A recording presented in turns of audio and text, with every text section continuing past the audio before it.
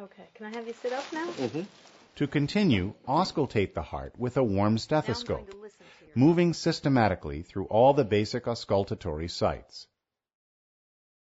These include the aortic area, in the second intercostal space at the right sternal border, the pulmonic area, in the second intercostal space at the left sternal border, the second pulmonic area, in the third intercostal space at the left sternal border, the tricuspid area, in the fourth intercostal space at the left sternal border, and the mitral or apical area, in the fifth intercostal space at the left midclavicular line.